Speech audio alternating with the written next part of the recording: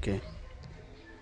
नमस्कार, आप लोग देख रहे हैं विक्रमशिला टीवी और मैं हूं आपके साथ अहद मदनी। आज हमारे साथ एक खास मेहमान जुड़े हैं, घनश्याम दास जी। और घनश्याम दास जी किसी परिचय के मोहताज नहीं हैं। कई वर्षों तक रेलवे में सेवा दिए हैं। उसके बाद सलेमपुर पीरपैंती प्रखंड के सलेमपुर पंचायत के मुखिया प्रतिनिधि भी वर्तमान में हैं और अभी जनसुराज के संभावित प्रत्याशी है। सर, हार्दिक अभिनंदन है विक्रमशिला टीवी में आपका। बहुत बहुत धन्यवाद आप चैनल को कि आप हमारा इंटरव्यू ले रहे हैं। लाख लाख शुक्रिया है, स्वागत है। धन्यवाद सर। सर, हाल में ही बदलाव रैली प्रशांत किशोर जी के द्वारा पटना के गांधी मैदान में किया गया था। उसको लेकर सबसे पहले हम सवाल करेंगे, कैसा रैली रहा था वहाँ पे, क्या कुछ कैसा भीड़ था? और विपक्ष के द्वारा आरोप है कि भीड़ नहीं था, फ्लॉप हो चुका है, प्रशांत किशोर कहीं नहीं है। नहीं सर जी, आपके कई चैनल वहाँ चल रहे थे, अच्छे खासे मीडिया कर्मी थे। विपक्ष का तो काम ही है उल्टा बोलना, जैसा आप जानते हैं। फिर भी इतने कठिनाई और विषम परिस्थिति के बावजूद भी 2.5 से 3 लाख लोग गांधी मैदान में पहुंच गए। 2 से 2.5 लाख आदमी बस और स्कॉर्पियो में सवार रह गए, जिसको कि अंदर आने नहीं दिया गया है प्रशासन के द्वारा। ये एकदम चैनल के माध्यम से एकदम पूरा देखा गया है और सभी लोग जान चुके हैं कि क्या हुआ है उस रैली में। कई मीडिया के द्वारा भी चलाया गया है कि मतलब कि भीड़ नहीं है, कुर्सियाँ खाली है, प्रशांत किशोर भगदड़ में भाग रहे हैं, रैली से भाग रहे हैं, भीड़ नहीं है, फ्लॉप हो चुका है। नहीं, जब कुर्सियाँ बिछ रही थी उस समय कोई फोटो ले लेगा तो वहाँ पर आदमी कहाँ से नजर आएंगे?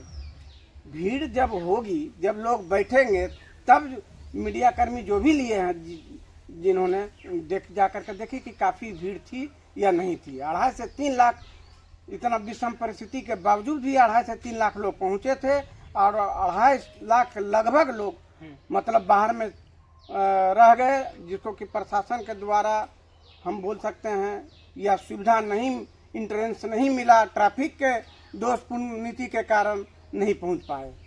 बदलाव रैली में कई विषयों पर चर्चा हुई है। क्या कुछ मुख्य और जनता के हित में वहाँ पे भाषण दिया गया पीके के द्वारा, उसको लेकर क्या कहना चाहेंगे आप? देखिए, जैसा कि श्री प्रशांत किशोर जी जो सूत्रधार हैं जनसुराज पार्टी के, इनका मुख्य 5 संकल्प है जी, जिसमें पहला संकल्प है कि बिहार से लड़कों को, विद्यार्थियों को जो पलायन करते हैं 10 से 15 हज़ार के नौकरी के लिए, उस पलायन को रोकना एक बहुत बड़ी समस्या है।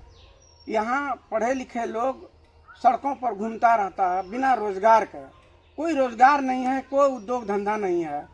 35 से 40 वर्षों में जो बिहार का स्थिति है, इतना पिछड़ापन में चला गया है बिहार, पिछड़ा राज्य में गिनती आने लगा है। ये तो 35 से 40 वर्षों का देन है, सत्ता का कहिए या जो कहिए, जो राज्य कर रहे हैं लोग। दूसरा मुख्य जो है शिक्षा। आप लोग जानते हैं, पढ़े लिखे हैं, मीडिया कर्मी हैं, स्वागत है। यहाँ जो शिक्षा का प्रचलन है कि स्कूल में खिचड़ी या कॉलेज में डिग्री, यही तो चल रहा है। माँ बाप भी, गार्जियन भी पूछते हैं कि क्या बेटा आज कौन सा चीज़ स्कूल में बना था, क्या खाना खाया था। माँ बाप भी यह नहीं पूछते हैं कि बेटा पढ़ाई क्या हुआ था। तो शिक्षा का दोषपूर्ण नीति है। नहीं चाहते हैं यहाँ के नेता लोग कि यहाँ का उच्च स्तरीय शिक्षा मिले, लोगों को इंजीनियर बने, डॉक्टर बने, IAS बने या रोजगार में अपना नाम कमावे, अच्छा रोजगार धंधा करे, नहीं चाहता है। यहाँ के नेता लोग यह मान लिया है कि बिहार जो है लेबर का, मजदूरों का फैक्ट्री है। बस सिर्फ मजदूर पैदा कर देना है। यहाँ का मजदूर गुजरात, राजस्थान, पंजाब, बेंगलोर, भटिंडा, चारों तरफ जाते हैं काम करने के लिए। यदि यहाँ रोजगार का सुविधा हो जाए, यहाँ लोगों को रोजी रोटी का सुविधा मिलने लगे, 15 से 20 हज़ार की कमाई होने लगा, तो अपने बूढ़े माँ बाप, अपनी पत्नी, बच्चे को छोड़ करके बाहर नहीं जाएगा। तो ये करना नहीं है। विपक्ष को सिर्फ प्रशांत किशोर का जो भावना है उस भावना को अब समझ रहा है कि बिहार में बदलाव निश्चित तौर पर हो रहा है। अब आरोप प्रतिरोप लगाना तो शुरू कर ही दिया है, जैसा कि आप देख रहे हैं। बिहार में बदलाव कैसे होगा? बिहार की राजनीतिक में राजद, भाजपा, जदयू और भी कई बड़ी पार्टियां हैं जो शिक्षा और विकास के मतलब सड़क, नली, गली योजना के नाम पर वोट मांगती है और हर बार जीतती है और जनता को धोखा देती है। उसी मुद्दे पर प्रशांत किशोर भी लोगों से मिल रहे हैं, वोट मांग रहे हैं, सरकार बनाने की एक योजना बना रहे हैं। प्रशांत किशोर कैसे मतलब कि विकास करेगी बिहार की जनता का? देखिए, अभी तक लोगों को तीसरा मोर्चा नहीं मिला था। लोगों का मजबूरी था, या तो राजद को वोट देते थे या भाजपा जदयू को वोट देते थे जी। कभी मंदिर मस्जिद के नाम पर जी। कभी जात के नाम पर जी। यही राजनीतिक 35 सालों से चला आ रहा है। अब ये तीसरा मोर्चा उभर करके आ गया है, प्रशांत किशोर जी का जनसुराज पार्टी।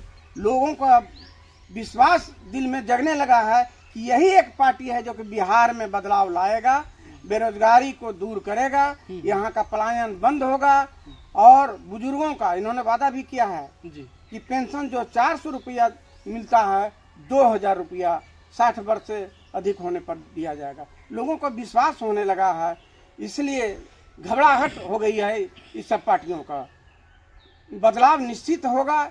आने वाला 2025 का इलेक्शन में देखिएगा कि हंगामा निश्चित तौर पर होगा पूरे बिहार में और पीके का सरकार बनेगी, जनसुराज पार्टी की सरकार होगी। कितने सीटों पर बिहार में प्रशांत किशोर की पार्टी जनसुराज लड़ सकती है? पूरे 243 के 243 सीटों पर कोई समझौता नहीं, किसी से कोई बातचीत नहीं। इन्होंने प्रण ठान लिया है कि बिहार का दशा और दिशा सुधारना है।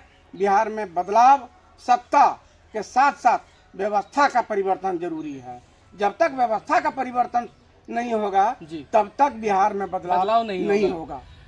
बदलाव रैली गांधी मैदान, पटना के गांधी मैदान में हुआ, जो विपक्ष के द्वारा कई विपक्षों के द्वारा, पार्टियों के द्वारा दावा किया जा रहा है कि प्रशांत किशोर के बदलाव रैली पूरी तरीके से विफल है। जो अभी घनश्याम दास जी बता रहे हैं कि नहीं, वैसा नहीं है। करीब 3 लाख लोगों को जनसभा में आने से रोका गया था।